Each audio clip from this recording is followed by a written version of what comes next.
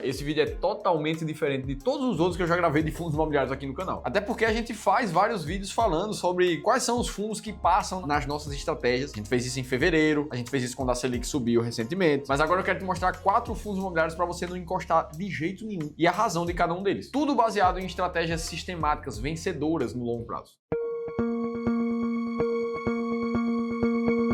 E já vamos começar com o primeiro fundo aqui, que é o MGHT11, o Mogno Hotéis, que se a gente olha puramente para a cotação, isso aqui já fala muita coisa pra gente. O fundo caiu 71% nos últimos 12 meses. Olhando as notícias recentes desse fundo, no final do ano passado ele anunciou um prejuízo milionário. E o principal motivo foi um distrato com a rede de hotéis chamada Celina, que ele tinha ali dentro do portfólio. Essa aqui, inclusive, encerrou as atividades no Brasil. E é claro que o fundo está tentando correr atrás do prejuízo ali, buscando novas assinaturas de contrato. Só que o ponto importante para esse fundo imobiliário tá nesse vídeo aqui nem é necessariamente o prejuízo, mas sim a baixa liquidez que esse fundo tem. Se a gente olha para essa métrica da liquidez média diária nos últimos 30 dias, a gente vai ver que a negociação em um dia desse fundo é de cerca de 90 mil reais. E esse é o ponto que faz com que o Mogno Hotéis apareça nesse vídeo de fundos imobiliários, que você não deveria passar perto. Ah, Felipe, mas 90 mil reais por dia de negociação não é risco nenhum para mim, que invisto ali 10, 15, 20, 30 mil reais por mês. O ponto é que uma liquidez muito baixa, ela abre espaço para outros riscos que nem sempre o investidor que está só no home broker considera. O primeiro deles é você não conseguir comprar e vender o ativo por um preço justo. Isso porque quanto menor é a liquidez de um ativo, maior é o que a gente chama de spread na bolsa. Na prática, o que vai acontecer é que vai ter pouca gente querendo vender as cotas num dia e pouca gente querendo comprar. E isso acaba distanciando os preços de compra e venda cada vez mais, criando o que a gente chama de spread. E a gente consegue ver isso aqui na prática, ó. Entrei aqui no home broker da corretora para olhar para o fundo MGHT11 e o que você vai ver é que tem 3 quantidades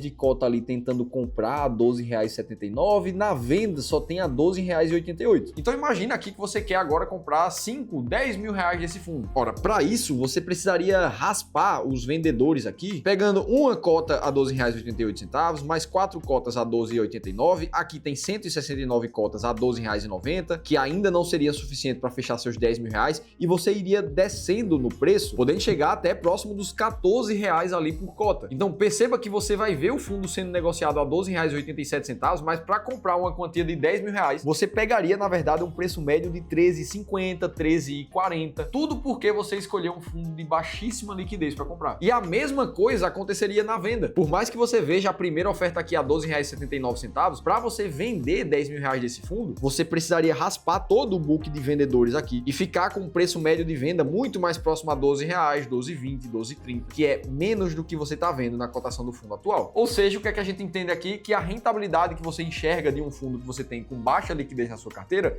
ela não é real, porque se você quiser sair daquele fundo agora, você teria uma rentabilidade completamente diferente, com preço de entrada e de saída divergente. E é justamente por isso que na nossa estratégia para buscar os fundos mais consolidados e perenes da Bolsa do Brasil, a gente tem o primeiro filtro, que é um filtro de liquidez, que não deixaria o Mogno Hotéis passar, assim como todos esses outros fundos imobiliários da Bolsa, cada um deles com liquidez abaixo de R$ 1 milhão.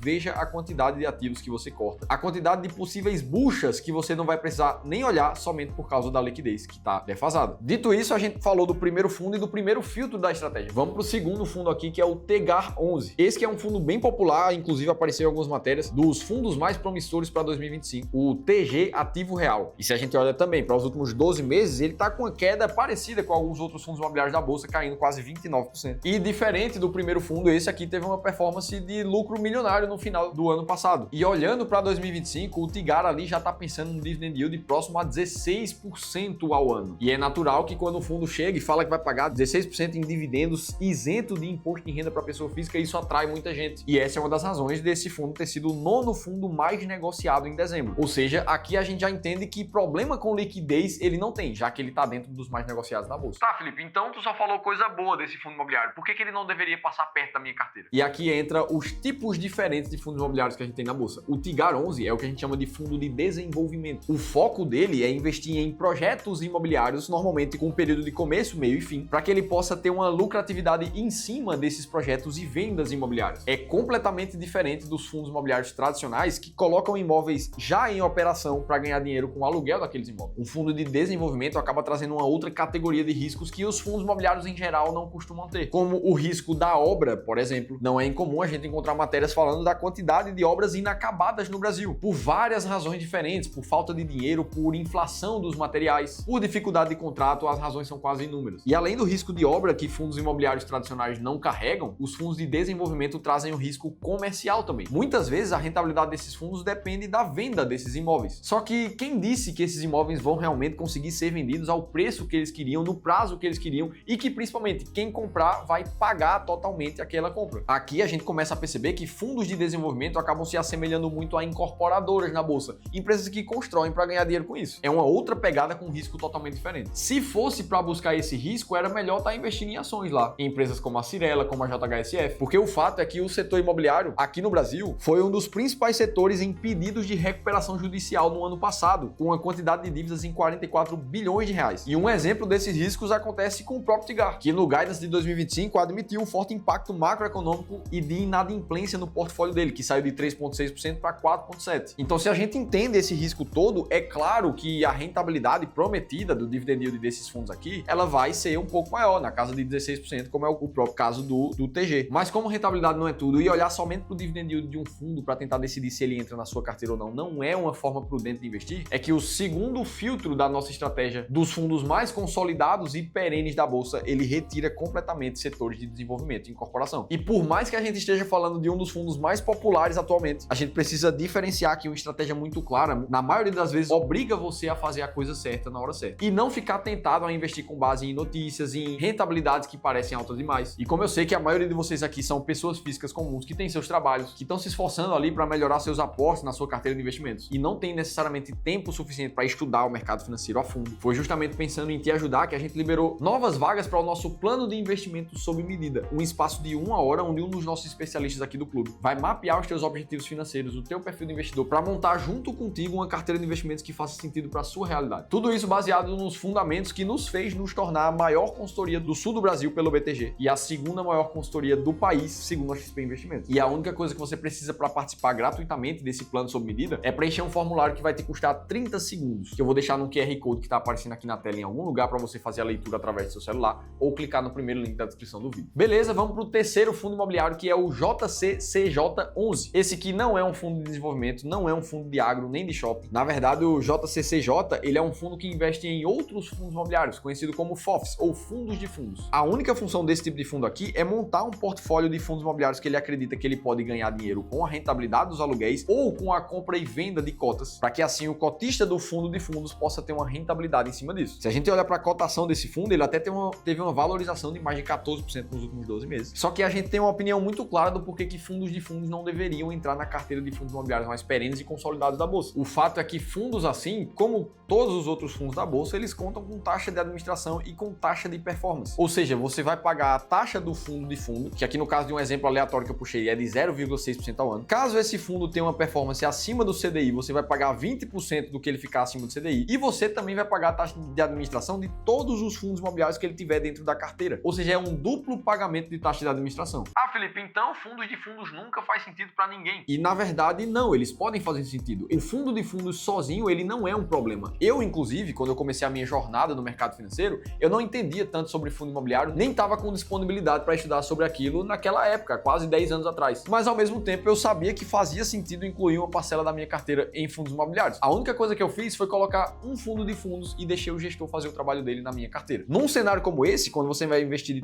de forma totalmente passiva na sua carteira, pode ser que faça sentido. Só que o que a gente está vendo aqui nesse vídeo é um caminho para encontrar os fundos imobiliários mais perenes e consolidados na bolsa. Ou seja, você já está fazendo um critério de seleção de fundos imobiliários. Você não precisa de outro gestor te cobrando uma taxa para você fazer isso. E é por isso que o terceiro filtro aqui é cortar da amostra todos os fundos de fundos. Dito isso, vamos para o quarto fundo imobiliário. Esse aqui que também estava na mesma reportagem dos fundos mais promissores para 2025. E agora a gente está falando do TRX Real Estate, o TRXF11, que no início do ano prometeu uma distribuição de dividendos muito alta de R$ 2,50 por cota, atualmente deixando ele ali com quase 12,5% de dividend yield. Só que o grande porém que faz a gente se afastar desse fundo aqui é a alavancagem muito alta. Olha como está o fluxo de pagamento e de amortização de dívidas desse fundo aqui para os próximos anos. O que a gente percebe é que de 2025 para frente, só de amortização em relação ao patrimônio líquido desse fundo, ele vai precisar pagar 2, 3, 4, 4,5%, 4,7% do seu patrimônio. É a mesma coisa que você pensar que você comprou um imóvel ali de R$100 mil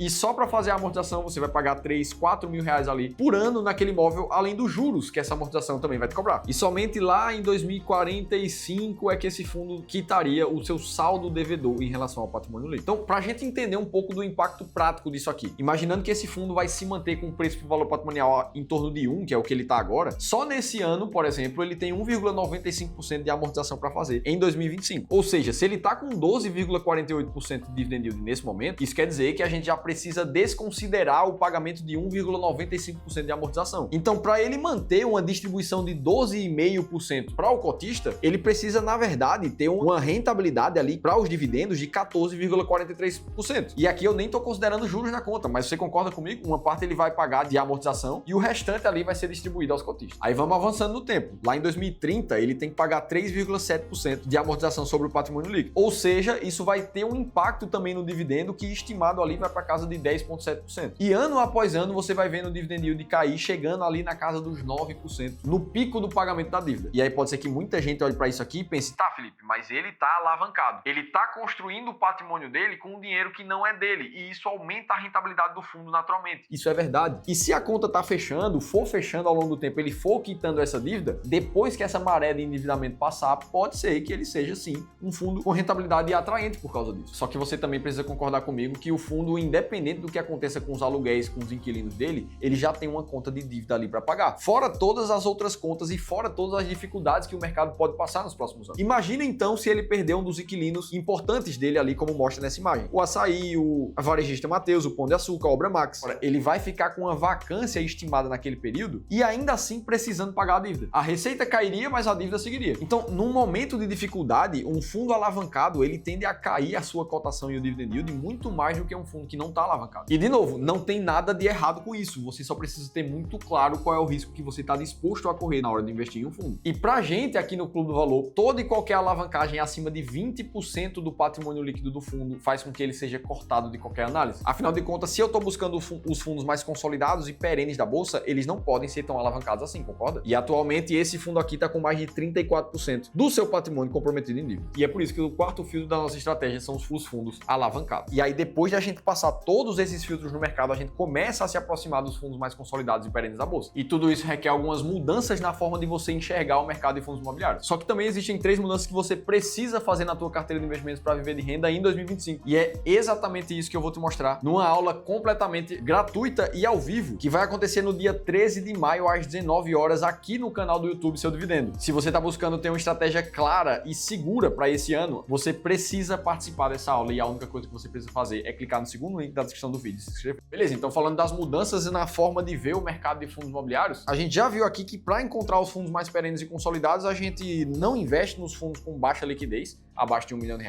não investe em fundos de setores mais arrojados, não investe em fundos de fundos e não investe em fundos que estão mais alavancados do que deveriam. E aí você vai perceber que só isso daqui vai te livrar de um monte de bucha, inclusive te livrar daquelas notícias de fundos imobiliários que estão com dividendo acima da média, que podem ser os melhores para aqueles mês, aquele semestre que você está investindo ali. E aí a gente já começa a perceber que uma estratégia clara, muitas vezes ela força você a evitar os fundos ruins para procurar de fato os que são bons no longo prazo. E aí depois de passado todos esses filtros, a gente busca os fundos com maior valor de mercado até encontrar os 15 mais bem consolidados e perenes, formando um ranking, uma lista como essa que você está vendo aqui, que contempla os fundos com valor de mercado normalmente acima de R$2 bilhões, mostrando que somente pelo viés da sobrevivência, esses foram os fundos que há mais tempo conseguem atrair mais investidores, se manter consistentes e pagar ainda assim dividendos previsíveis. E caso você queira conhecer 7 desses que são os maiores fundos imobiliários da Bolsa do Brasil, além disso encontrar o racional passo a passo da estratégia fundos imobiliários classe A, como a gente vem falando nesse vídeo, eu te convido a baixar um e-book gratuito que eu mesmo escrevi contando tudo isso. E eu vou deixar aqui na descrição do vídeo. Agora, me conta aqui embaixo qual é o fundo imobiliário que você está pensando em comprar e qual é aquele que você não compraria de jeito nenhum. E se você quiser aprender a montar uma carteira de investimentos passo a passo, mesmo que você esteja no zero hoje, aí você precisa assistir esse outro vídeo aqui que eu te contei tudo isso em detalhes. Eu vou estar te esperando por lá.